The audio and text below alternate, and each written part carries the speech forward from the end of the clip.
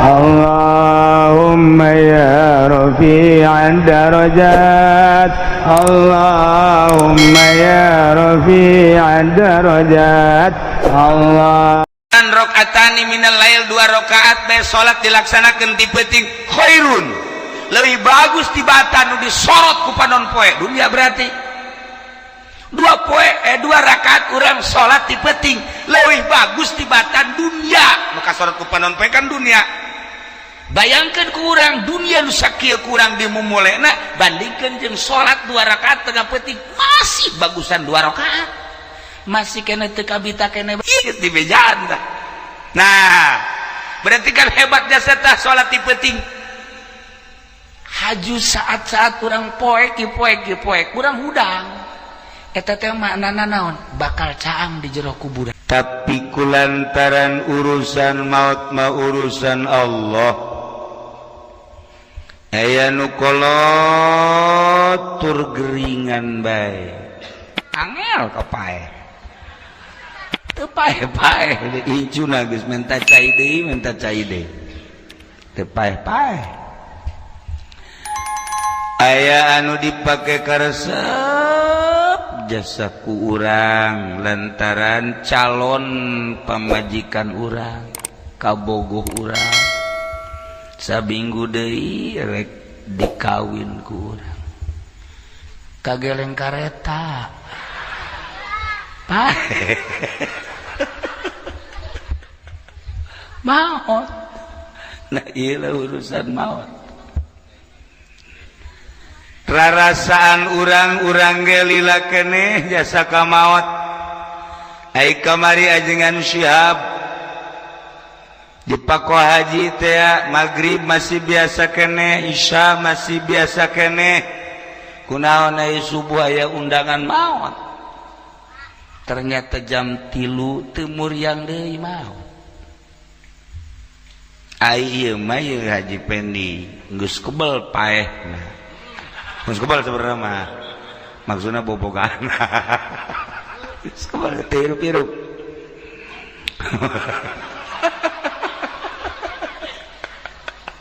Geus obatan lah mah. Haji jelemana hirup keneh. Nah iyalah masalah maut. Jadi maut eta ninggalkeun dunia nusa terus-terusna. Nu bagus nama urang memeh maut kuari geus bisa ninggalkeun dunia. Memeh nyawa urang keluar urang geus bisa paeh ti heula. Cak Kangjeng Nabi mutu qobla anta mutu.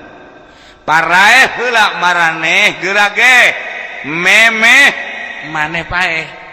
Jadi orang titah bunuh diri. Mulai tas ngaji ti dieu marawa peso.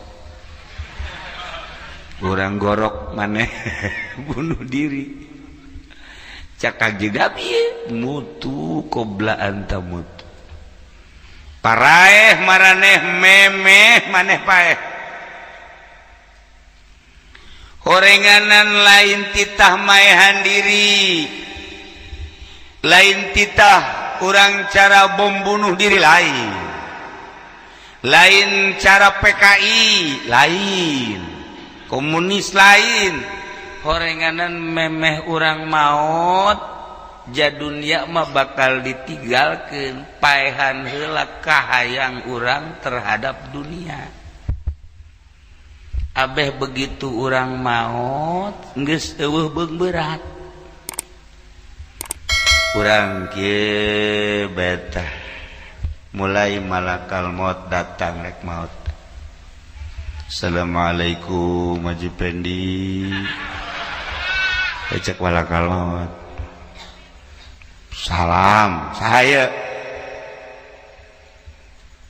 Iya abdi malakal maut. Hah? Malakal maut dek naon? Ya tugas pula dek nyebut nyawa sembarangan bang. Jejak malakal maut pan sembarangan. Ulawaka Haji Pendi cek malakal maut emang berat kanaon nu mantak ulah waka kredit ya tangges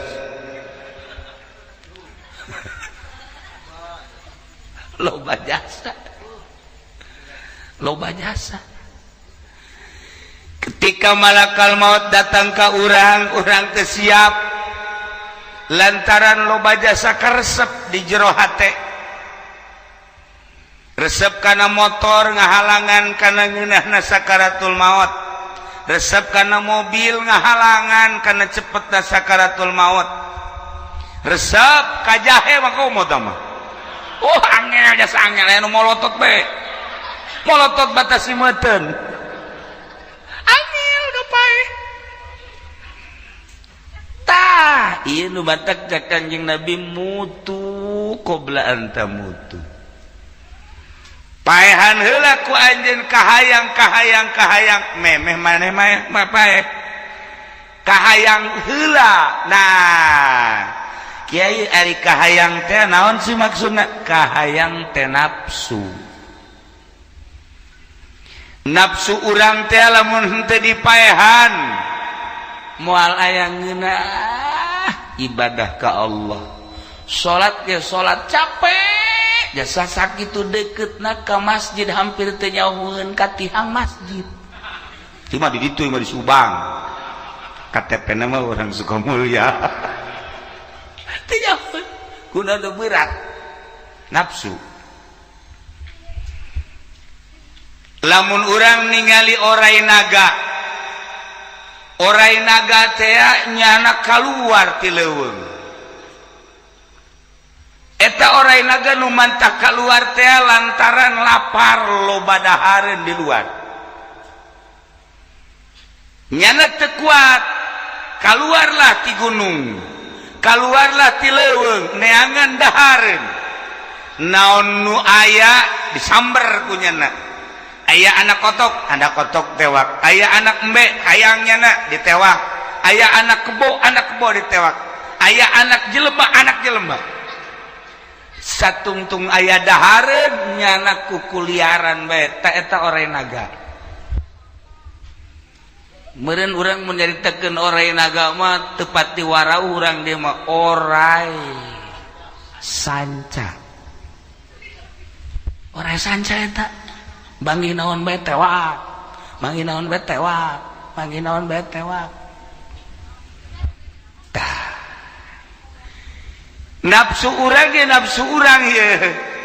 nafsu urang lamun nafsu urang lapar nyana keluar set bentukna kos aji pendek gitu bentukna itu nafsu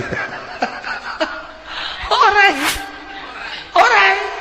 ngan nggak bentuk kosnya orai bisa dua iya orai saja iya tuh orai belang nu beladi tu koros nu beladi mah tu orai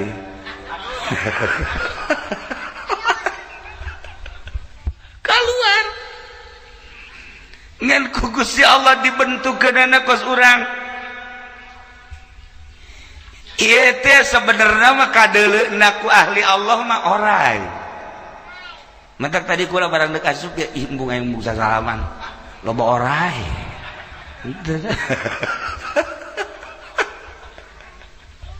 kumaha eta orai teh keluar lantaran di dia aya cau jadi orai neangan cau tadi orainya geus bae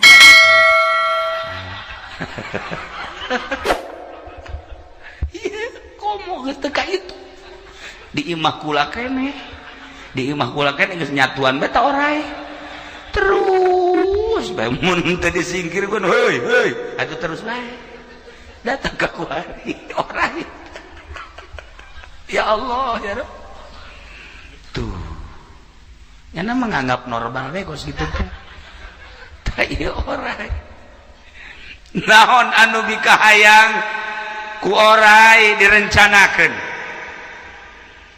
bahkan orai mah sakadar hehewanan tapi nafsu urang mah neuleuh sapeda hayang mulai dipikir diusahakeun neule motor hayang dipikir diusahakeun, neule mobil hayang dipikir diusahakeun, bahkan neule jabatan hayang pikir diusahakeun, bahkan kamuliaan jeung keagungan pikir diusahakeun, neule urang Karawang gede susun hayang deui. Ya Allah. Surah juara. Tah. Orai mah orai sakadar dadahareun hewan, tapi kan bentuk kos kieu mah. Ieu mah leuwih ti orai.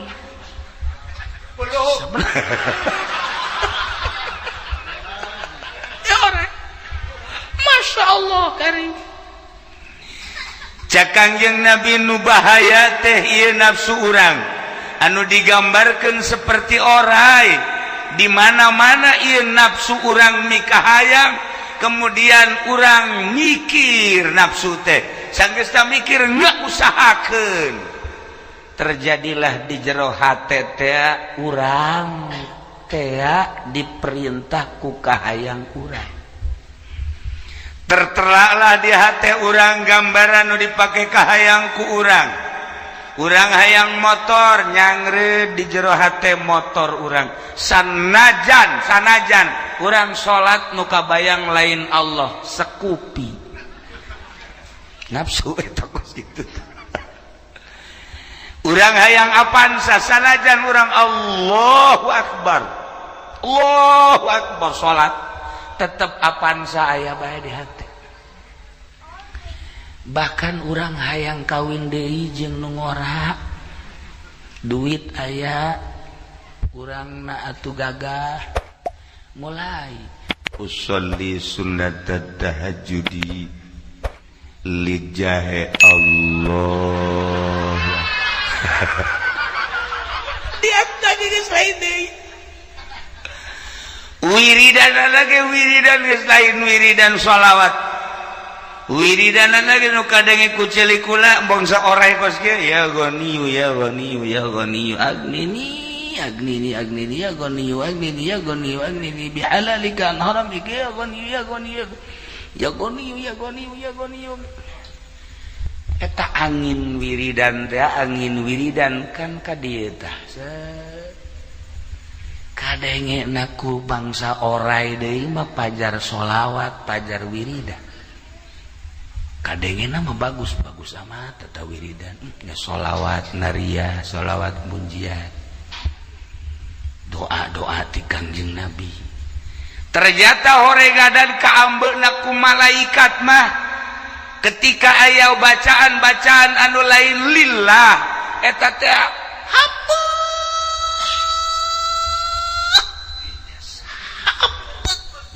Cak urang Sumatera mah hapeuh. Buktikeun ku ari ku ente ambean huluna geus moal kuat begitu moal kuat hapeuh bau eta teh desakan-desakan kolbu hate urang anu pinuh ku kahayang. Nah ieu kaambeuna sebenarnya mah bau nu mantak malaikat anu murni anu suci nu teu aya berbau duniawi. Eueuhnya nama lain awewe lain lalaki teu dahar teu nginum teu sare bersih ngambe potongan orai kos kieu hapeukeun nya. Cak orai aing teu betah cak malaikat sebenarnya aing teu betah mun lain tugas mah. Ngan tugas we nya di sisi digigir. Kamu malaikat ieu mah geus bebeja ka kula ge geus babit bae cenah kieu. Heuh ulah wae. Main pamit bae. Ulah wae terus bae ulana. Satungtung aya napasan mah terus bae. Hapeukeun malaikat. Ulah ning malaikat para aulia Allah anu geus bisa mutuskeun kasenangan dunia bakal kaambe jelema nafsu-nafsuna. Hangit, bau, jeung sajabah-sajabana. Kitulah para jamaah kaum muslimin wal muslimat rahimakumullah. Maka ketika urang hayang nyaho nafsu urang hayang nyaho ye nafsu urang sih datang ke mana leletikanana hayang nyaho nafsu kan ngomong emang nafsu teu ngomong contoh engke tanggal 9 urang puasa Tasu'a tanggal 10 ngaranna puasa Asyura tanggal 9 teh Muharram poe naon sih lu bener atuh ngomong ieu lu bener ya salan teh hah lu bener salan teh sih sieun teluk itu mah geus itu karek digetak sakitu ge sieun nya poe naon benar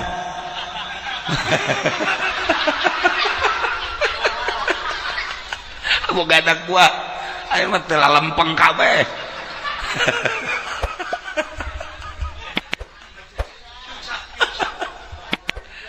urang tanggal hijina poe kemis Jumat Sabtu nah jadi tanggal 9 Tasu'a puasa tanggal 10 Asyura Muharram ieu mah lain nyaritakeun naon geus biasa puasa mah geus ngaraho kabeh gitu teu dibejaan ge atuh tilok puasa ieu dieu mah teu kapikiran tah ieu mah kieu hayang nyaho nafsu ieu mah puasa urang poe Jumat tek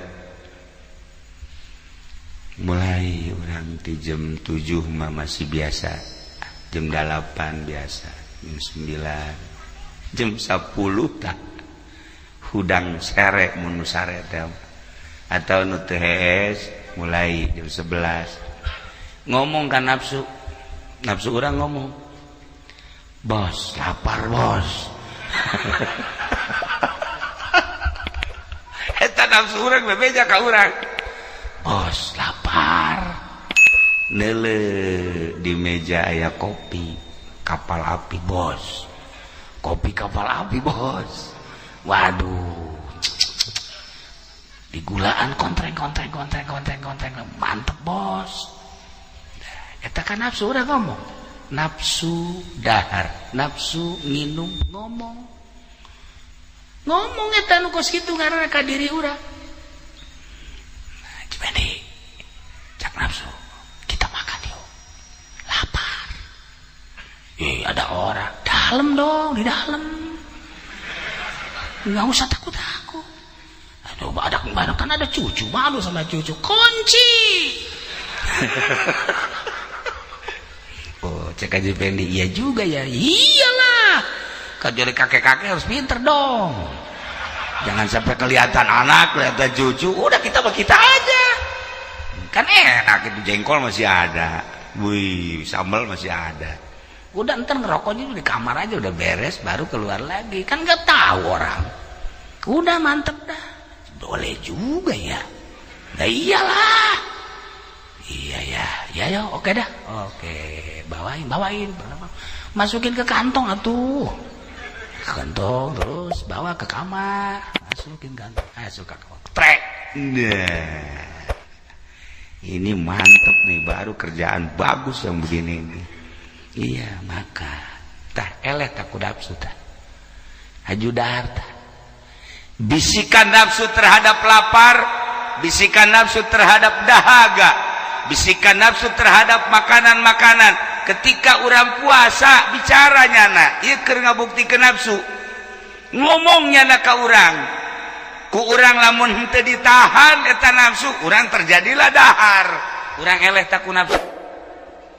Tapi lamun nyana bebeja ka urang bos lapar Tasu'a goblok sia kuai awas sia kuai pejit sia jangan gitu dong bos Tasu'a tar jam 6 waduh nggak kuat bos nggak kuat gua kubur lu itu bahasa bagus sampai jam 12 bos atuh nyiksa awak nanaonan puasa kan sakadar sunnah haju kan awak mah lamun haju lapar haju gering kan teu bisa sholat ka dituna teu bisa maca Quran. Puasa malah sapira puasa. Tapi kan itu urang gering ieu bahaya ulah ngajadikeun ganjaran tina masalah anu leutik. Maning buka tapi seger kan urang ka dituna. Di bener oge nya ya. Nasehat hebat eta. Nafsu nasehatna. Haji Pendi kan geus kolot. Daya tahan tubuh kan lain. Nu ngora onam, nu ngora mah nya mah tuh kuat tuh puasa sababaraha poe ge hizib segala ge.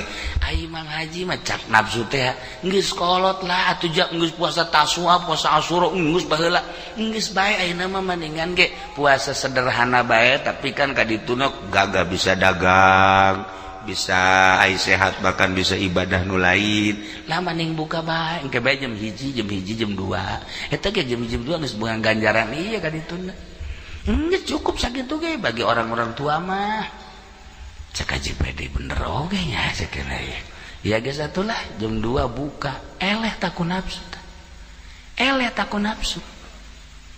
Tapi lamun ditahan cek Haji Pede goblok beureun sia. Aing nu geus kolot teh tereh paeh. Manya aing eleh ku sia. Je tolol merarasaan aing sukeun paeh asana ieu. Emang kunaon gitu? Ih, geus eungap geus aya, batuk geus aya. Neuleuh awewe nu ngora pajar nini pajar ngora. Ieu kan lain deui kan. Geus lain deui cuacana ieu. Tah eta lamun geus kitu pan geus tereh, irung geus teu kadeuleu irung. Kan urang lamun hirup normal mah teh irung kadeuleu. Kamari Haji Pendi udah ngayos irung ka mana sakena ieu?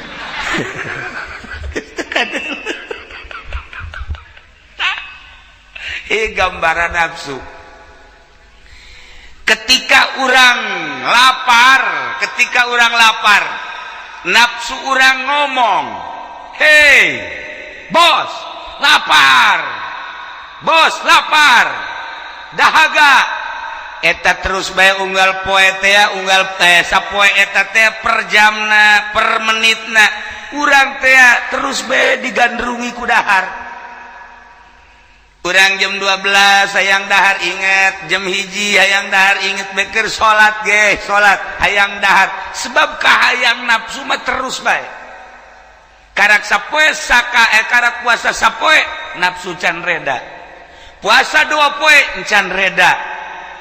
Ke puasa ge 10 poe kakarak geus teu hayang dahar, teu inget ka dahar, teu hayang nginum, teu inget ka nginum. Nah iya gambaran nafsu.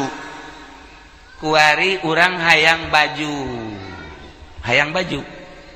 awewe kacikupa woi rongres bagus amat ya rongres. Masya Allah rendana mantep amat si renda iya. Ya Allah ya Rabb. Iya mah aya ke Mekah-Mekahan ini mah bagus. Asa-asa di pasar seng ya bagus. Oh pasar seng di Zam-Zam Tower.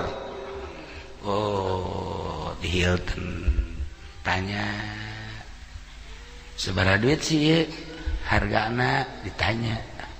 Oh iya 500 real teh 2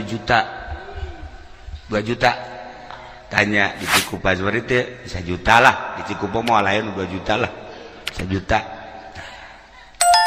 langsung lantaran encan kabeli nafsu encan cager datang ka imah ge beta awewe hayang boga duit 1 juta kumaha nya ye eng meuli baju hideung bagus rendana ge bagus salat zuhur heula usolli fardhu zuhri 4 rakaatin li baju hideung Allah baju hideung aya bae baju hideung datang ke asar baju hideung aya bae datang ke maghrib baju hideung aya bae datang ke peuting baju hideung aya bae nah ieu nafsu teh kababawa bae ieu keur carita dahar ieu keur carita pakaian keur carita kendaraan nah ieulah nu ku Kangjeng Nabi dicaritakeun mutu qobla anta mutu paehan tak kahayang memeh urang paeh asli satungtung urang teu bisa maehan eta urang moal aya kangeunahan berhadapan jeung Allah kahalanganlah ku eta. Para jamaah kaum muslimin wal muslimat rahimakumullah sedangkan paeh jelas bapak urang geus maot, bapak kolot urang geus maot, uyut geus maot, emang urang uwa urang geus maot, adi urang geus maot, bahkan anak incu aya nu geus maot. Urang ge pasti jasa moal kembang boade paeh ku ayana sakitu paehan heula ku urang kahayang urang. Nu jadi bahaya ye ieu kahayang ku urang dituturkeun terus sehingga urang lain dititah ku Allah, dititah ku kahayang. Lamun urang geus dititah ku kahayang urang, engke bakalna ka maca-maca Quran ge dititahna ku kahayang lain ku Allah. Wiridanana ge dititah ku kahayang mah geus lain deui. Urang boga kawauh urang cisoka biasa gelis-gelis teh cisoka lah. Tapi kan bogo. Urang bogo ya. Bogo. Ditanya ku urang nyiduhannya. Kumaha Haji Pendi ditanya, "Neng ka mana, Neng?" "Tih." Beungeut kos kitu tuh nyatanya bae. Awas sakali Pendi ai isuk wae sia, tanya deui wae. Bener isuk aya deui liwat, tanya deui. "Neng ka mana, Neng?" "Ngaca." Ambos. Sial teh cak Haji Pendi. Emang aing teu boga guru kitu di Cisoka. Nah, nista maja utama. Langsung isuk. "Neng, naon, Neng?" "Heh. Udah sok teh tanya, mun kulit putih meunang. Ai hidang leteng gitu mah naonan?" Masya Allah, cak Haji Pendi datanglah ke Kiai di Cisoka dibere wiridan. Qala Yusuf li abihi ya abati inni ra'aitu ahada asyara kawkaba wa syamsa wal qamara ra'aituhum li sajidin.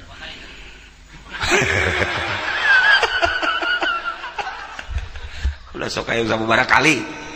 Contoh doang ieu mah geus mah praktek deui.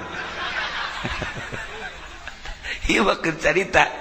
Itu kan Al-Quran dibaca wahyu kita Al-Quran, tapi kulantaran desakan kahayang geus lain diparentah ku Allah eta maca Quran na kos kitu teh desakan kahayang berarti nafsu lain diparentah ku Allah bakal ka neraka.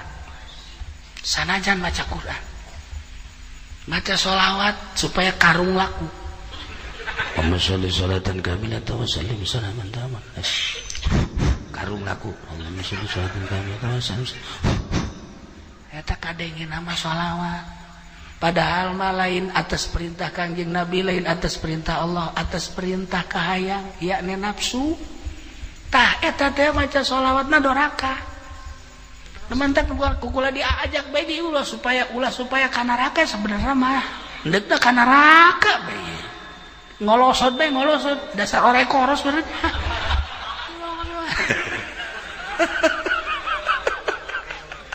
Masya Allah. Nah, iya kukula dek dicaritakeun sote hati-hati. Urang kan kuari keur mengenang kematian, sedangkan urang bakal maut. Ai maut teh tepan geus jelas. Bakalna pasti lain bakal lalagaan. Sanggeusna urang memastikan paeh nu jadi batur urang ayeuna kan 3. Hiji batur urang teh dunia.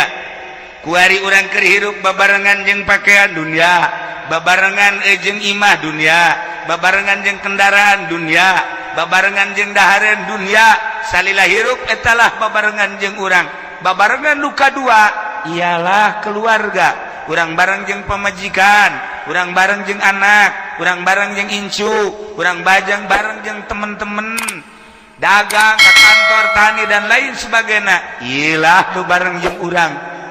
Nu katilu nu ngabarengan ka urang adalah amal perbuatan urang. Ketika urang paeh tiluanana nganterkeun dunia kasamak-samakna balik.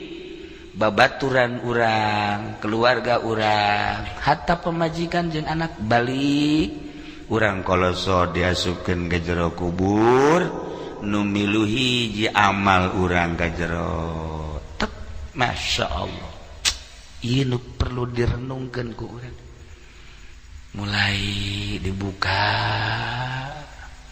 tali-talina dikumpulkeun. Ya Allah, buka cenah pipina tempelkeun kana taneuh, dibuka. Anu kuari jadi kebanggaan, jadi parabot ria. Komo awewe mah dipoles heula. Mending jang salaki mah jang tukang ojek. Dipoles. Ya Allah, ya Rabb. Dipoles, dimimiti putih, datang ka semu hideung, datang ka hideung, datang ka beureum deui. Kos Muhammad Ali ditinju. Ieu pipi jadi kebanggaan. Tah, aju dibuka, tempelkeun kana taneuh. Masyaallah kari. Ieu kudu direnung-renung ku urang. Ieu cenah ieu tongtotkeun. Geus beres. Gelungna gelung. Gelung. Bacaan inna anzalna. Gelungna bacaan inna anzalna. Anu kamari awak urang lantaran urang mah pejabat teu meunang salah. Kasur ge kudu spring bed bae. Teu meunang salah selimut kudu nu emas. Anu kamari ieu lantaran urang bos. Kasurna AC-na ge kudu meta anu luar biasa. Lantaran kamari ieu urang hirup teh dimumule ku batur. Embung urang hirup ngagoletak sare teh. Tetep kudu make ampar anu bagus permadani dan lain sebagainya. Kuari mah eueuh saha. Eta gubernur teu kudu make ampar. Eta bupati sarua bae. Eta camat teu komo. Eta cenah Haji Pendi mah keur ngorana ge teh ieu. Enggeus paningan ge gebrus. Eueuh amparan eueuh naon. Ya Allah ya Rabb. Nu kamari urang kudu make ampar, kuari mah eueuh ampar. Nu kamari anggelna ge masyaallah, kuari hanya sebuah gelung. Ieu nu kudu dipikiran ku urang. Aju mulai tah ditatabanan terkadengekan ku urang lantaran roh urang aya di dinya. Kotrak ngajerit kan urang. Ngajerit. Beres geus cenah geus. Ieu kurang saeutik ieu kurang ieu. Golokna mana golok kadenge ku urang. Golok ieu saeutik ieu teh jang taneuh tah tek beres. Samak. Urang ditinggalkeun di jero. Nu panggeulana nu kolot ti bang ieu. Nu bakal ditinggalkeun nya sae. Kolot mah tereh. Moal kebal deui. Doakeun ieu nu kolot di supaya tereh amin. Nu kolot supaya tereh amin. Tah. Ayo korlak. Ditincakan.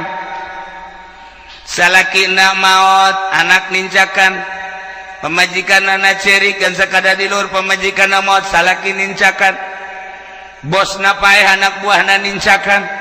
Anu teu kawawa guru anu dianggap mulia, guru anu dianggap agung ketika maot muridna anu nincakan. Masyaallah kari. Bayangkeun ku hate urang, ku pikiran urang. Ditincakan teu saha selesai balik kurang ditalkinan la ilaha illallah wahdahu la syarika lah lahul mulku wa lahul hamdu wa yumiitu wa huwa hayyun daimun la yamutu bi yadihil khair wa huwa ala kulli syai'in qadir kullu nafsin dha'iqatul maut wa innama tuwaffawna ujurakum yawmal qiyamah wa man zuhziha 'anil nar wa udkhilal jannata faqad faz wa mal hayatud dunya illa mata'ul ghurur. Cek Imam Subki benta urang di jero kubur tah benta tah asal geus datang ka dinya talkin benta. Ya Haji Fendi bin Alif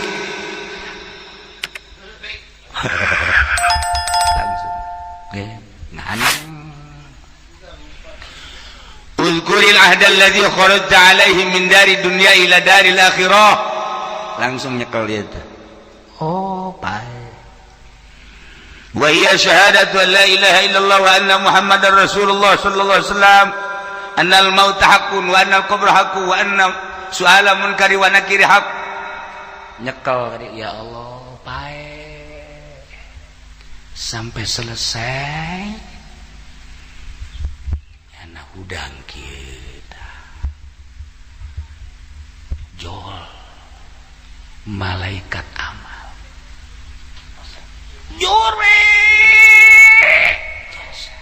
jore jasa hidung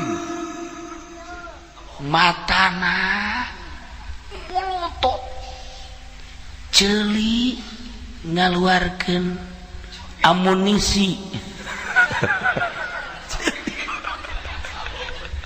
ilu gitu kan ya Allah mau kan otomatis aja pengen nanya ayo saha sia saha heula ieu aing batur sia batur iraja aing mah teu boga babaturan kos gija aing mah babaturan aing mah tarus di jakasep sakieu mah anas da sakitu mah atuh dibandingkeun jeung nu di Cisoka mah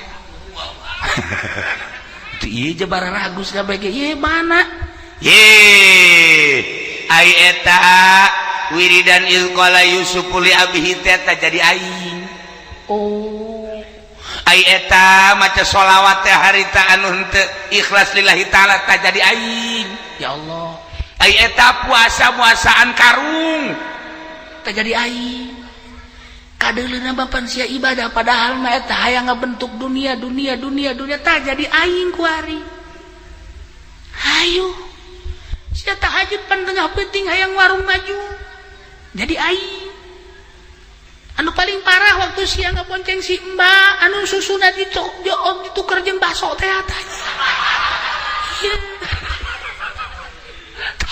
aing jadi kos ieu ye jak aja beda tuh kaditu malih aing mah ti mimiti ayeuna dek milu bae jeung sia kaditu terus aing mah ti mimiti ayeuna terus dek milu datang kairat terus aing mah dek milu kas gedeung deui bakal aya malaikat munkar nake disiksa sia tanggung jawab aing coba engke aing dek milu terus datang ke mahsyar datang ditimbang amal nyebrang di jembatan Siratal Mustaqim aing milu terus jak aja beda tuh aing isin dek isin henteu bukan milu aing ieu lain kudu direnungkeun ku urang nu kudu dibayangkeun ku urang supaya salat urang bener-bener lillah supaya puasa urang bener-bener lillah supaya usaha urang bener-bener lillah supaya ngaji urang bener-bener lillah lantaran lamun lain lillahi ta'ala terjadi amal wa ma umiru illa liya'budullah mukhlishina lahud din mukhlishina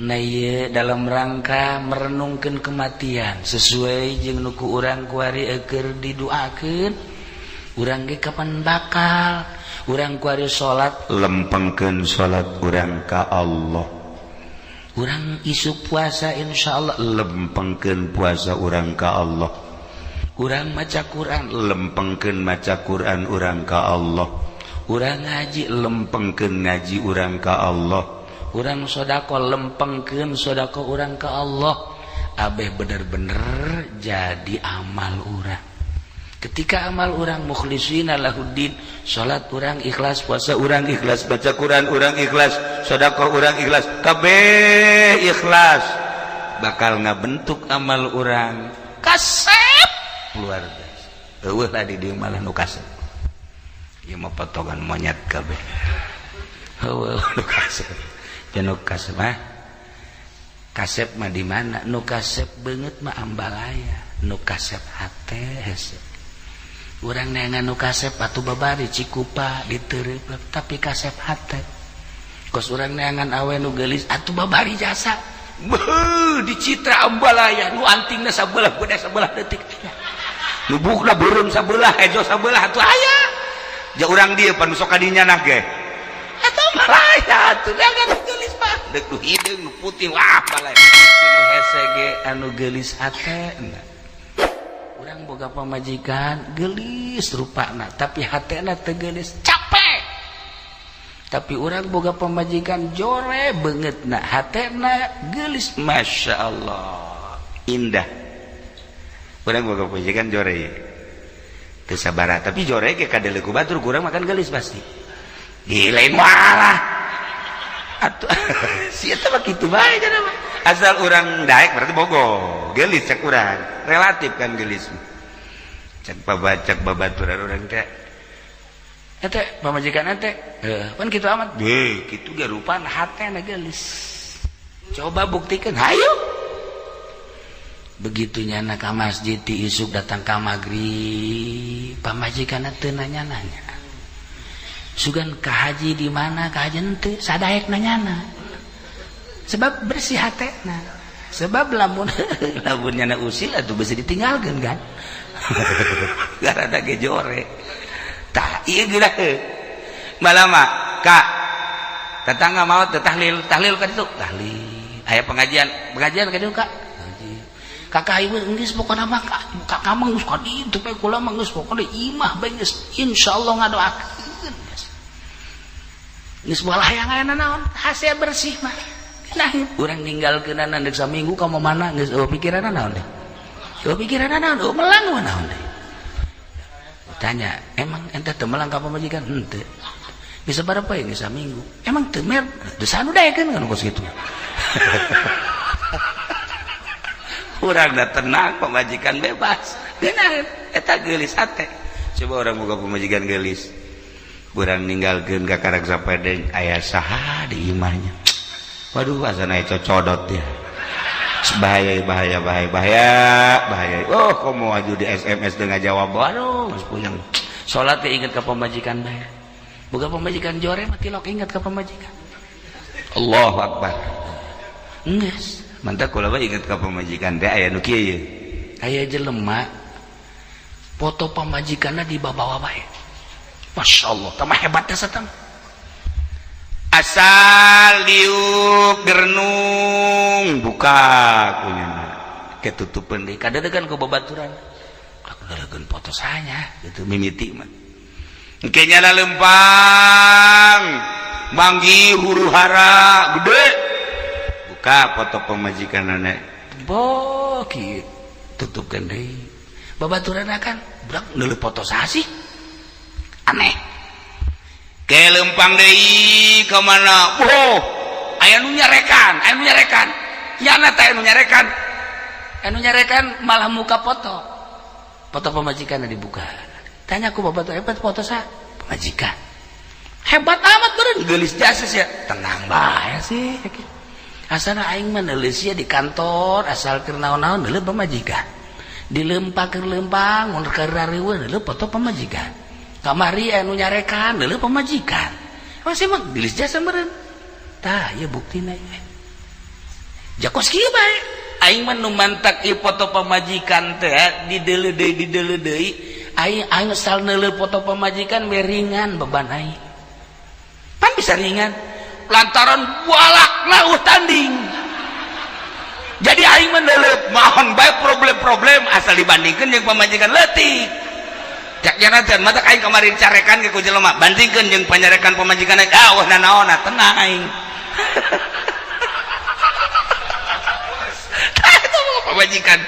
eta pamajikan teh lamun galak kos kitu tereh sugih urang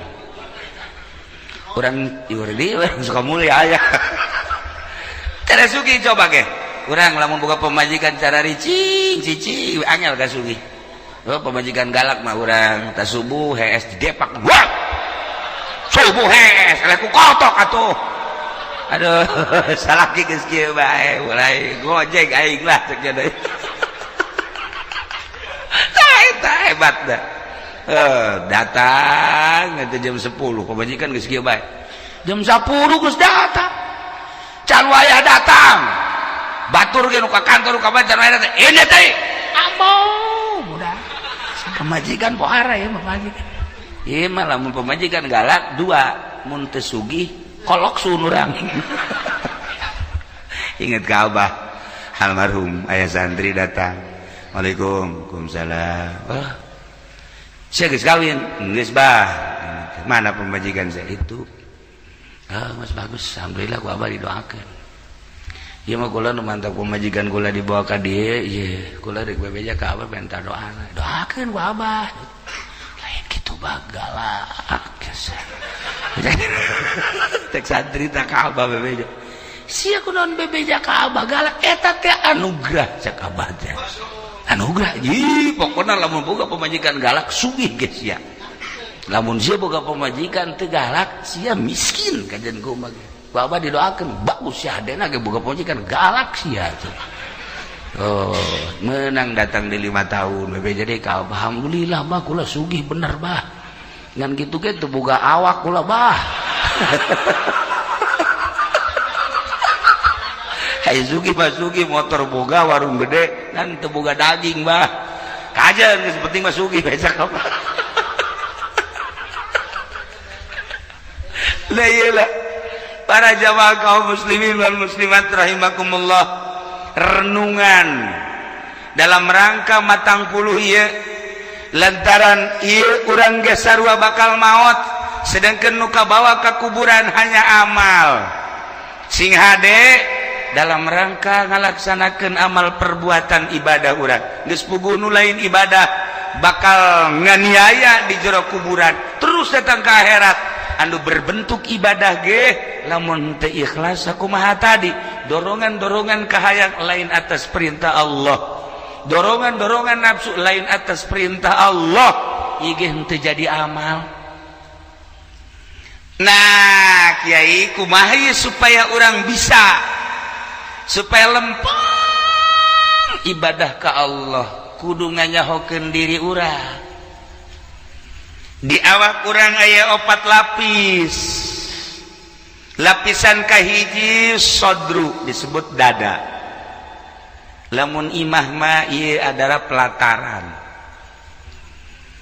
lamun pelataran kan dihareupeuna kekembangan aya kotok ge aya kadang soang ge aya di dada orai ge aya orai nomor kedua di jero dada aya kolbu kolbu teh aya kolbul jismani ngaranna jantung ieulah seluruh aliran-aliran darah bakal mengalir di jantung ketika sehat jantungna sehatlah awakna ketika gering jantungna geringlah awakna tapi aya deui kolbu teh kolbul batin nur ilahi di dieu aya di jero kolbu di jero kolbu nu jerona deui aya fuad ngaranna eta di jero kolbu teh aya fuad secara maknawi ieu geus leuwih jero nu paling istimewa aya lub di jerona bentukna eta keneh eta hiji bentuk zahirna jantung di jero aya nur ilahi kolbu di jerona deui aya fuad di jerona deui aya sirrul asrar urang teh ieu kuari jadi jelema ieu urang lolobana ngan sakadar datang ka dada doang ieu ngan datang ka dieu doang ibadah ieu nah lamun ngan datang ka dieu doang wayahna kudu lobakeun ngaji wayahna loba hudang ti peti hudang beh hudang ulah ka kumaha insyaallah urang asal jam 2 hudang ih jampena ieu mah supaya kabawa paeh pan urang bakal paraeh urang asal jam 2 beh hudang ulah ka ibadah ulah kieu ngarokol lah ngarokol isu penting hudang deui jam 2 ngarokok deui tilu penting urang hudang ngarokok deui cek pamajikanna ka haji jadi kieu nya ka haji barang haji ka Cilongok cek nya jadi OTM kieu lain kitu ieu teh keur merenung kayak kebal-kebal bahkan aing nanaonan ieu hudang maning kieu mana ki lantas ki mah tun ka mana deuk nyeklak deuk naon sapodo teh engke kebal-kebal mah ji horeganan ngeunaheun di hudang peuting teh ngeunaheun mana ngeunahna saat batur kere saat batur urang masyaallah horegan aya makna lantaran rakaatani minal lail 2 rakaat bae salat dilaksanakeun di peuting khairun lebih bagus tibatan nu disorot ku panon poe dunia berarti 2 rakaat urang salat di peuting lebih bagus tibatan dunia maka sorot ku panon poe kan dunia bayangkeun ku urang dunia nu sakieu kurang dimumulena bandingkeun jeung salat 2 rakaat tengah peuting masih bagusan 2 rakaat masih kena teu kabita kene bae urang suka mulia mah goblok ieu goblok ieu urang suka mulai mah goblok ieu ngacung nu goblok ngacung ngacung kabeh ieu teh beres ieu ieu geus dibejaan tah. Nah berarti kan hebat jasa tah salat ti penting haju saat-saat urang poek urang hudang eta teh maknana naon bakal caang di jero kuburan. Jadi lamun urang kuari dikubur lah leutik tak kuburan teh. Tapi Kangjeng Nabi bisa ngadonga wa ausi'hu. Gusti moga gajembarkeun ka kuburan kepulan waktu ngadoakeun sahabat. Wa nawwirhu Gusti moga nyaangkeun bajang ta doa Kangjeng Nabi nu sok dibabaca teh disundakeunlah geus ku urang. Horenganan kieu ketika urang di jero kuburan nu sakitu sempitna tetapi urang di dunia na sering hudang ti peuting eta orang di jero kuburan caang ya Allah ya Rabbi udah kaget cenah cak batur kuburan cenah poek jacaang horenganan eta tah urang cacaang salat ti peuting teh nembus ka kuburan. Alhamdulillah kok sosok bae buka ka isin teh budak alhamdulillah parah ya budak parah ya. Nah cedakan di kuburan teh panas lantaran sempit tapi ternyata tis di kuburan horenganan eta jariah jeung ngajembarkeun hate fakir miskin. Ketika yatim piatu sakedeung deui ketika yatim piatu dedeleuannyana batur mah baragus pakaianana jaboga bapa aing henteu. Ketika batur dahar daging ngadahar lalaun sakitu lobana pantes janyana mah boga indung bapa aing henteu.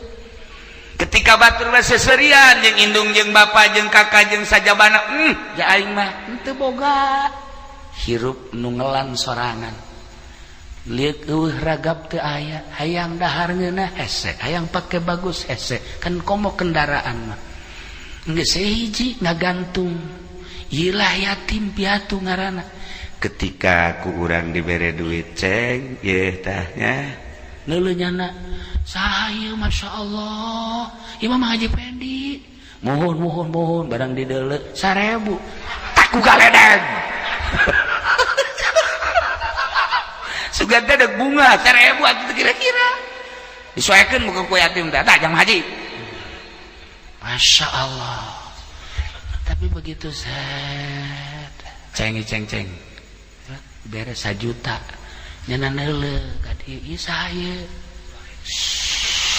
kula kena di mana ulah yang nyaho ieu si Mama Haji urang dieu Masya Allah Mama Haji mudah-mudahan dibere jembar Mama Haji mudah-mudahan dibere sugih mudah-mudahan dibere bisa kawin deh mudah-mudahan kadang ku pamajikan tah kitu mah lulu nah ieu kajembaran hate yatim kajembaran hate fakir miskin anu teu tadina sempit jadi jembar rasakeun ke di jero kubur rasakeun ke jero kubur mun teu percaya paeh ge teu lagi ya Allah ya Rabbi ieu kula mah deuk gambar-gambarkeun nu bakal kajadian di jero kubur urang bakal maot sakedeung deui urang lebaran yatim ngan ulah dipamer-pamerkeun dulur yo ti kula dulur ya ulah geus bae aya yatim ka sia gede boga teteh henteu sia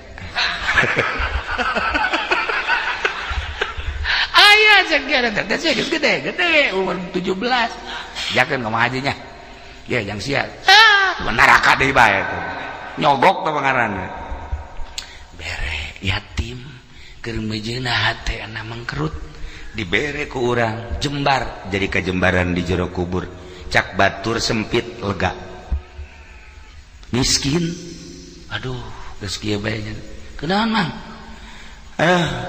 anak gering pemajikan gering mah bocor dahar teu boga beas nah karera ye udah kitu mah aing geus cenah warare jasa dagang teu maju-maju barang presiden ieu jadi kos kieu cek atuh kudu nyalakeun presiden Itu biasa bae sih, Mang. Iya, geus ulah ngomong. Jadi aral gitu, Mama. Ya, tak 5 juta. 5 juta enggak geter cenah kos lilingeun. Iya saya. Mau cependi ya. Masya Allah, mah aja pendek 5 juta merek. Aduh ya Allah. Saya kejupendi mal kabeh, tas 100 bae.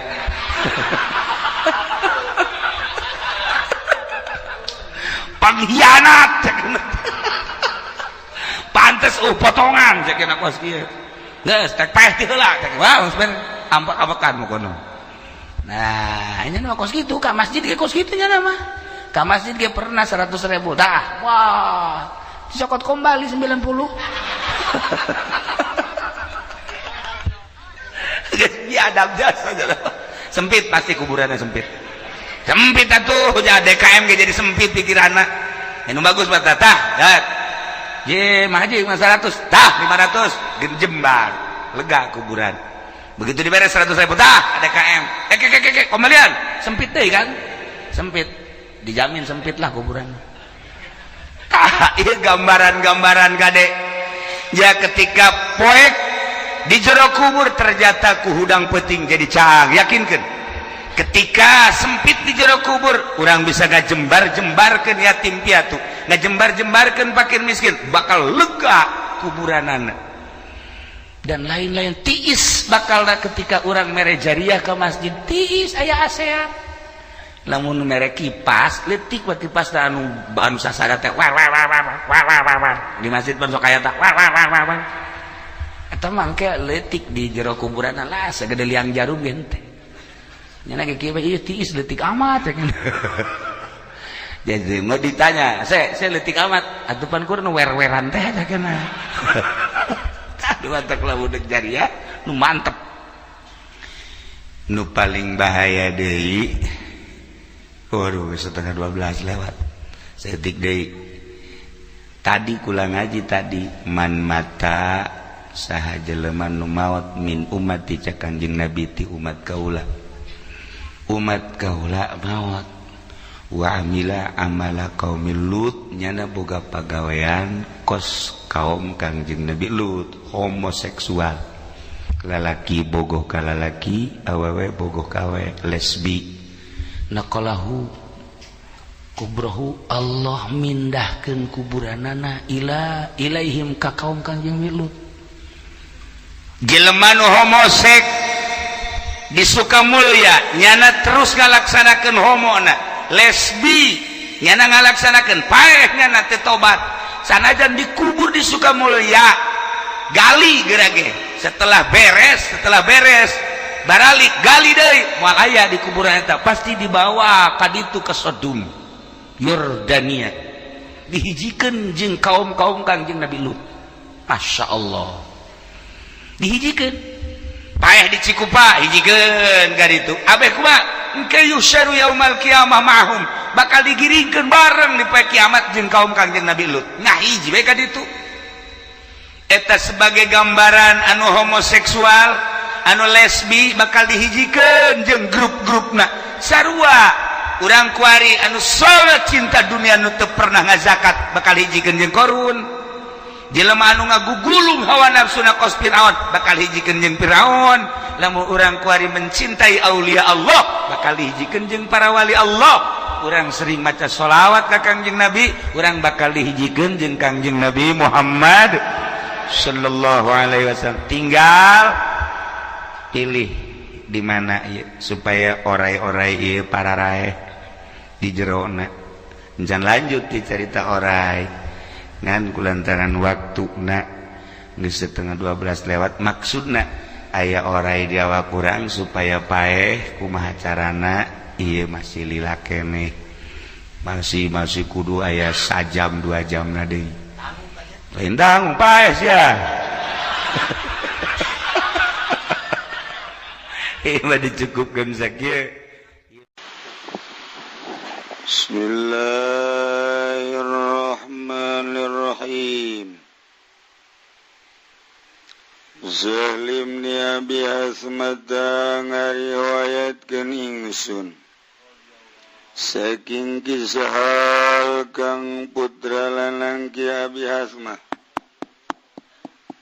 radhiyallahu anhu muga-muga nilar bendosa Allah anhu saking sahal gola ngucap ya sahal cak ngucap ing lafaz amaran la Rasulullah marentahna ing isun sadaya sapa Rasulullah kangjeng Rasulullah sallallahu alaihi wasallam idza kharastum tatkala naksir sira kabeh fakhudhu maka ngalap sira kabeh wada'u thulutsalan ninggal sira kabeh ing sepertelune Ilam tad'u thulutsa maka lamun lorana ninggal sira kabeh As-sulusa ing sepertelu fada'ur rubu'a maka ninggal sira kabeh ing seperpapat Rawahul khamsatu wis ngariwayatkeun hu ing hadis Al-khamsatu sabawang lima illa Ibnu Majah angin Ibnu Majah wa sahahahu lan wis nyohekeun Uing hadis Ibnu Hibban sabah Ibnu Hibban wal Hakim lan Kiai Hakim anjing Rasulullah marentah ka urang sadayana saur kangjeng di mana ngira-ngira anjeun naksir anjeun kana bubuahan anu rek di zakatan bahudu zogera corokot kumarane kabeh tinggalkeun sapertiluna lamun maneh teu ninggalkeun sapertilu tinggalkeunlah saperopatna kitulah cara ngira-ngira dina barang supaya ketika aya kekurangan-kekuranganna gampang al-manal ijmali utawi ikilah mana kang bangsa kasimpulan amara syari'ul hakim al-kharisina maranta sapa syari'ul hakim yane kangjeng al-kharisina ingong kang naksir kabeh minal jabil saking wong kang narik zakat kabeh ay yukhaffifu fi khirsihim yen ta ngentengkeun ya kharisin ing dalem taksiranana kharis an ahlil mali saking ahli harta wa zalika tawi mangkono takhfif iku bitarkir rubu'i tetap kalawan ninggal seperempat awi sulusi atawa sepertelu minal usyur saking sepersepuluh hadza min mahasini syariah lan utawi ikilah iki amru ikut tetap saking pirang-pirang becike syariat warafatis syari biar babil amwal lan walasa syari kalawan pirang kang anduene pirang harta minan naqsi wa talaf saking kurang lan rusak al mutamilaini kang nanggung karane wa ala hadal makna lan atawa al mutamilaini tekang mantesi karane bisi aya kekurangan kerusakan wa ala hadza lan tepi ingat sawa ala hadzal makna lan tepi ingat saikilah makna amala ba'du ahli ilmi hadzal hadis nanggungkeun sapa setengah ahli ilmu ing ikilah iki hadis wa qala akharuna minal ulama'i wa qala akharuna wallahu a'lam bissawab.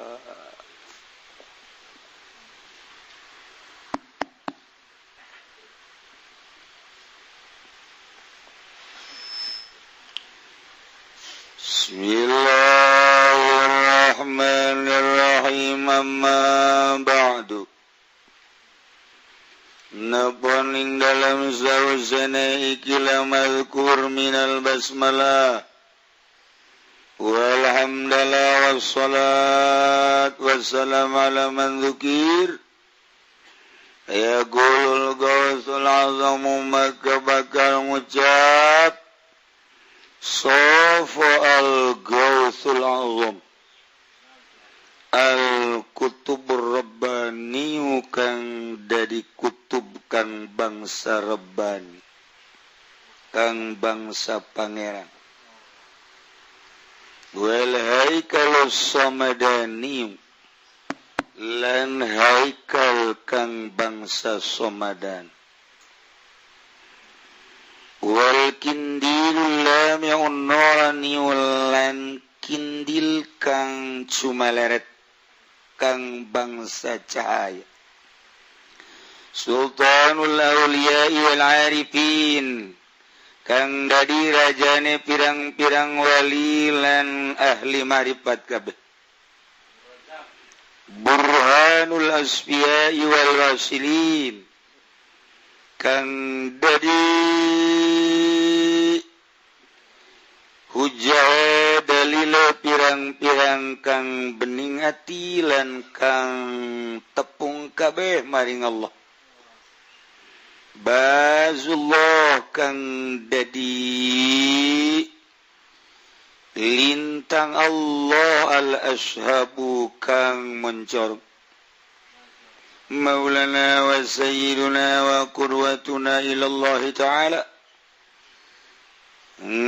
tegese Gusti ingsun sadaya lan kepala ingsun sadaya lan panutan ingsun sadaya ilallah ta'ala maring Allah ta'ala al-hasibun nasibus syarif kang duwe pangkat tur kang duwe turunan kang mulya As-Sayyid Syekh Muhyiddin Abdul Qadir kang dadi Sayyid tanah Syekh Muhyiddin Abdul Qadir Al-Jailani kang bangsa Jalan Al-Hasaniyu Al-Husainiyu kang bangsa Hasan tur kang bangsa Husain qaddasallahu sirrahul aziz muga-muga ngabersihkeun sapa Allah ing jero atine ya Abdul Qadir kang mulya wa nawwara darihahu syarif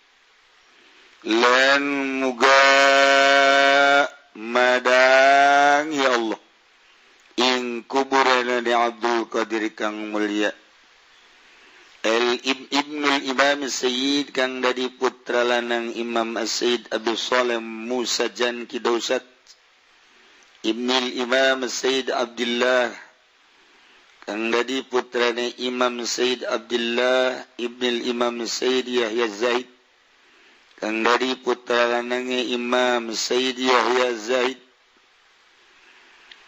Ibnul Imam Sayyid Muhammad kang dari anak lanang Imam Sayyid Muhammad Ibnul Imam Sayyid Daud kang dari putra lanang Imam Sayyid Daud Ibnul Imam Sayyid Musa kang dari putra lanang Imam Sayyid Musa Ibnul Imam kang dari putra lanang Imam Sayyid Abdullah Ibnul Imam Sayyid Musa Al-Jun kang dari putra lanang Imam Sayyid Musa Al-Jun Ibnul Imam dari putra ng Imam Sayyid Abdullah Al-Mahd Ibnul Imam Sayyid Al-Hasan Al-Musanna kang dari putra ng Imam Sayyid Hasan Al-Musanna Ibnul Imam Al-Hammam kang dari putra ng Imam Al-Hammam Sayyidina Al-Hasan Al-Sibti ini Gusti ingsun sadaya nyatana sina Hasan Al-Sibti Ibnu Sayyidina Maulana Amiril Mu'minin kang dari putra lanang Gusti ingsun sadaya Maulana nyatane Amiril Mu'minin kang dadi rajaning mukminin kunya Abil Husain Hasanain Al-Imam Sayyidina Ali bin Abi Thalib radhiyallahu anhu ajma'in. Amma ba'du amma kama mayakum min syai'in wa falitil witil ya wujuban ulipa ba'du ba'du ay ba'dal mazkur minal basmalah walhamdulillah wassalat wassalamu ala man dzikir nibuang mamayakum min syai'in dan dina tempatna amma sama gaganti tina mamayakum min syai'in kos kitulah aturan ilmu nahwu ba'du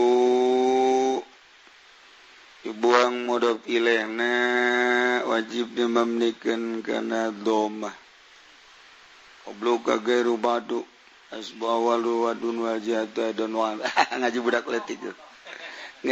letik kos gitu lawarok tawa gaji kos gitu sama ba'du setiap kangjeng nyarios lalu dipisah make amma ba'du mantaku urang guari diturutan make amma ba'du macana lamun nurutkeun ceuk alinahu ulama ba'd lain Quran ieu mah keur carita nahu alpiwah ngajelaskeun domahkeun sok aya anu ceramah make amma ba'd teu bagus amma ba'du lamun maca Quran gagarak mim ba'd tapi ieu mah babacaanna keur carita babacaanahu amma ba'du ulah dipaksakeun amma ba'd lamun eta kompetisi coret merah aya kiai aju amma ba'd coret merah jadi teu bagus amma ba'du macana kitulah diatur ku ahli bilagah likulli magol wa likulli midan rijal tiap makom aya makolna jadi orang makomna ieu mah makom nahu amma ba'du henteu cenah kula mah deuk amma ba'd bae atuh sabodo sia ngancak masyarakat nu nyaho kiai bodoh mantan geus kitu teu maju bodoh lantaran kudu amma ba'du amma ba'd emang salah sok sia mah sok aju hayang disesuaikeun sungutna meureun sia mah padahal ge likulli maqam magol salah mah dengan kurang pas jadi henteu nyekrup lamun mur nomor 12 atuh kudu 12 deui lamun mur 12 dibere 13 logor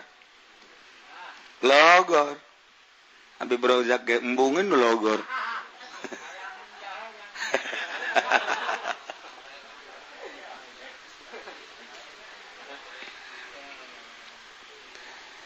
tawakulu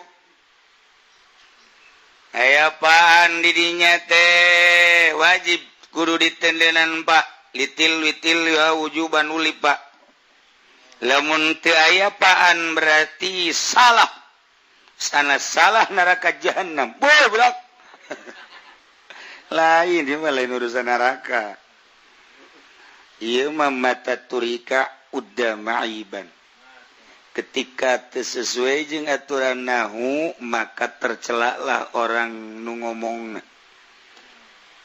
maka bisa diajukeun bodoh amma ba'du fayaqulu bakal nyarita seorang rajaning wali dengan gelar Gausul Azam gelar Kutubur Rabbani di Jakarta aya tokoh Rabbani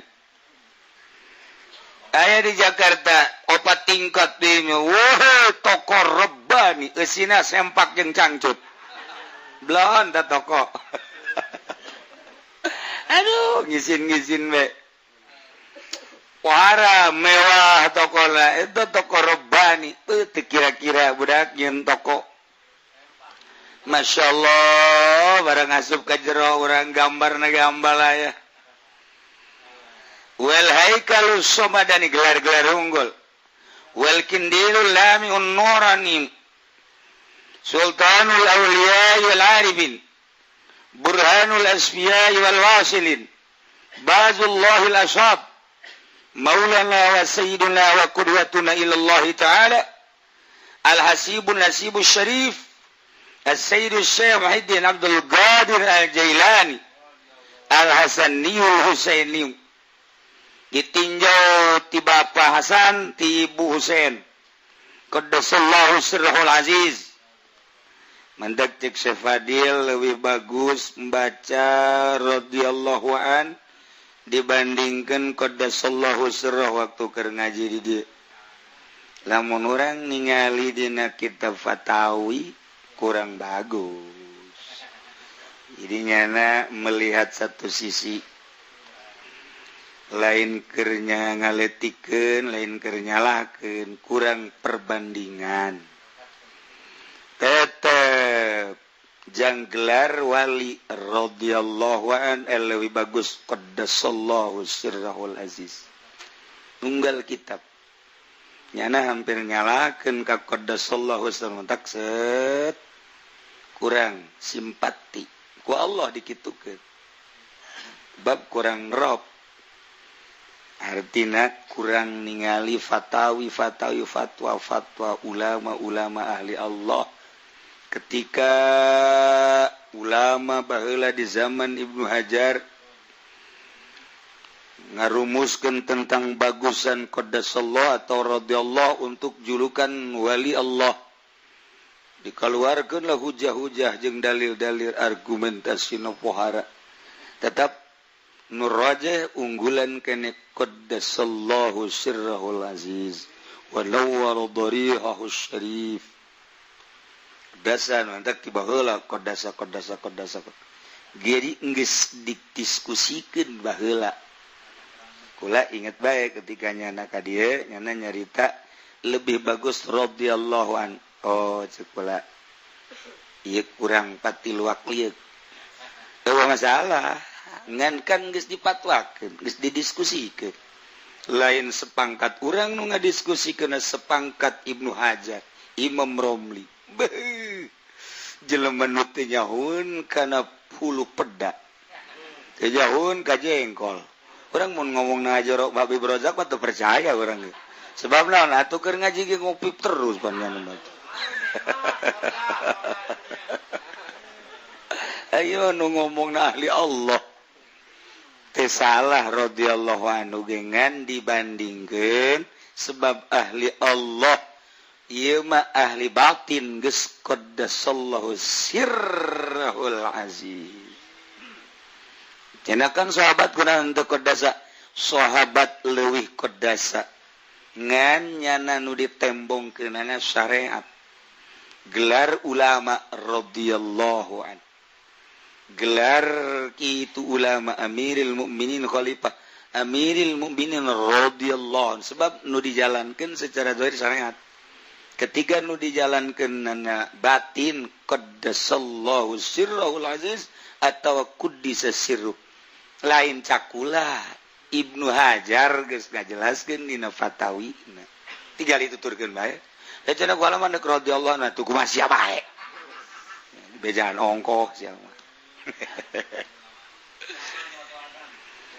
Ibnul Imam Sayyidi Abi Shalih Musa Janki bapana Sayyid Abi Shalih Musa Janki dosat panjang orang menyaritakeun dosat ajeun Ibnul Imam Sayyid Abdullah Ibnul Imam Sayyid Yahya Zahid Ibnul Imam Sayyid Muhammad Ibnul Imam Sayyid Daud Ibnul Imam Sayyid Musa Ibnul Imam Sayyid Abdullah Ibnul Imam Sayyid Musa Al-Jun Ibnul Imam Sayyid Abdullah Al-Mahdi Ibnul Imam Sayyid Al-Hasan Al-Musanna Ibnul Imam Al-Hammam Sayyid Al-Hasan Al-Sibti Ibnul Sayyidina wa Maulana Amiril Mu'minin Abil Hasanain Al-Imam Sayyidina Ali bin Abi Talib radhiyallahu anhum ajma'in etalah Tuan Syekh Abdul Qadir ditinjau tina turunan min jihatil ab pohara jadi itu orang paingan jadi wali orang binna heula deuleu mentak lamun aya jelema jadi kiai ke binna bin saha mentak lamun aya jelema jadi bupati binna bin saha mentak lamun aya jelema jadi copet binna bin saha sarua satu binna horenganan ieu mah bin cinglu tuh bajana sakitu mah tuh bin Kanjeng boga minantu Amiril Mukminin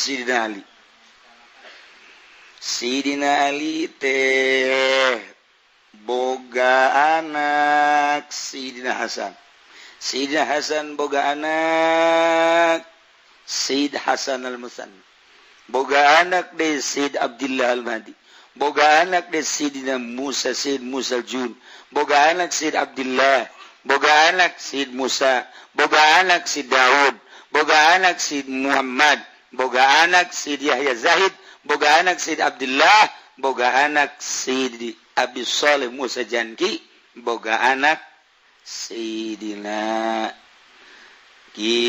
Sayyid Syekh Muhyiddin Abdul Qadir Al-Jailan Jailan eta jajahan Iran jadi orang Persia Iran mantak dibawa Jailani na kuarik mautna di Baghdad jadinya nama masantren datang ke tebalik deui urang mah saminggu sakali balik geus gancem bae ka kolot awas we saminggu ieu teu dikiriman awas kolot diancem ku anak blon ieu teh balik deui langsung Baghdad masyaallah mantak Jailana dibawa baheula antara Iran jeung Baghdad eta ngahiji terus pisah jadi dua Irak jeung Iran sarua itu sajajahan kemudian dibagi dua nah kebenaran jalan masuk perbatasan antara Irak Iran didinya lah lahir Tuan Syekh Abdul Qadir anunya nama mejena kerulin letikene ngadenge suara ya mubarak paget nyana keur letikene sekitar umuran 5 tahun 5 genep tahun aya suara tepuguh timbana ya mubarak mubarak paget jana lumpat ka imah kaget suara ya mubarak lumpat ku sabab ku saking sieun-sieunan naik ka para barang di para blok para muka rarasaannya kadeuleuh lah jelema keur wukuf di padang Arafah umur genep tahun geus bisa dedeleuhan kitu mata urang mah dedeleuhan teh kuntilanak pocong urang mah ieu mah blak geus dibukakeun hijab ku Allah bisa neuleuh keur wukuf di padang Arafah kagetnya langsung turun bebeja ka emakna mak aya naon ari wes kan di ais ku emakna aya naon cing aya naon tadi ngadenge suara ya mubarak kaget emakna ulah terus kaget sieun lumpat terus ka imah naik ka para ningali nu keur wukuf di padang Arafah diusap ku mana geus ulah loba omong cek kumaha geus aya pirasat makna ge bahwa ieu budak teh lain sambarangan urang ge nu jadi kolot teh ka anak lain-lain pirasat kamari anu bebeja ka dieu aduh kiai cenah aya lain deui pirasat teh anak ieu kunaon duit kula leungitan bae si pirasat lain deui cenah minta cai bae cenah kiai hari bare cai sugan meureun urang baheula kitu kanu kolot heuh cekeun atuh sarua tah mah buah ragag moal jauh ti tangkalna uyah moal teh kaluhur sok inget ka ieu we dongeng teh aya jelema jadi kuncen kuburan kuncen dijarahkeun sugih nya ipang sugihna di lembur eta gara-gara nguncenan akhirnya nyana boga anak hiji-hiji dede jengnya aduh nyana ngasehatan ke anak belajarnya ke ku abah dianterkeun ulah cara abah jadi kuncen ulahnya anak masing pinter ngaji jadi ulah jadi kuncen cara abah geus bae abah mah geus nasib beureun mohon atuh bah akhirnya langsung dianterkeun baheula mah tuh naik begal himar dianter ke pesantren geus bae bapana balik deui pesantren di pesantren teh sok kitu jauhna babekelan segala loba teu betah nyana pindah tanpa bebeja deui ka bapana lah pindahlah nyana pindah ringkid deui pindah deuk ka pesantren sejen ngan pas tengah-tengah antara pesantren nukunyana dipindahan jeung nu dipindahan begalna pae begal bae aduh jeung aya kendaraan hok jasa aduh ti jauh ka dieu ka ditu begal diurusan guna lah dikubur bae lah jeung dikubur ta begal sisi jalan kubur nyana kieu bae merenung nyana teh merenung aing leumpang begal eueuh sapoe dua poe tilu poe di dinya merenungkeun begal horeng aya nu ngintip orang anu ngintip nyana merenung gitu teh datang ka dinya ditanya ceng kunaon cicing di dinya aduh cenah ieu sanaon ieu kuburan sa kuburan nu soleh saknya teh lah kuburan keur dijarahan we milu atuh kula jarah milu nya dinya dipangjarakeun takunyana terus eta bebeja pang euy aya nu soleh saknya di ditu anyar jelema na ge teu ka mana-mana muridna meureun saknyana ieu urang zarah ti mimiti urang dinya terus pedagang pejabat zarah nyana nu ngazarah-zarahkeunan rame atuh sugih nyana ngazarah-zarahkeun jadi pangsugihna di lembur eta kuari kasrod nusok zarah ka kuburan nusok dizarah-zarahkeun ku bapana teh pindah ka dija zarahna cak bapana sial amat ieu kuburan anyar persaingan ketat ya kos di DPR we gitu akhirnya bapana lantaran aset rada kurang ya kurang geus leuwih ti 50% ya kurang cobalah cek jana aing ningali ka kuburan itu aing zarah lah ka ditu katarik nya ge zarah ka ditu oh jauh atuh barang zarah kaget kuncena anakna ih beja anak aing nya kana teh aju pelukan ngobrol kana ceng siapan gua abah di pesantren keun mbah ayo kunaon atuh jadi kuncen ieu geus pang tahun-tahun abah mah ngarep-ngarep sia balik jadi kiai geus kieu meureun nasibna mbah cek nya teh lain kitu helanan kumaha lalakonna kula teu betah bah di dinya jeung kula pindah harita bangsa 7 tahun ka tukang kan atau 10 heueuh jeung kula terus pindah begal tengah jalan pae aju dikubur ku kula ieu jadi ieu kuburan begal nu ti abah teh mbah jadi ramenya begal ge nya oh bal aju sia bebejana kumaha jelema saleh masyaallah ai itu nu sok dijarahan ku abah teh anu dikuncen mana begal eta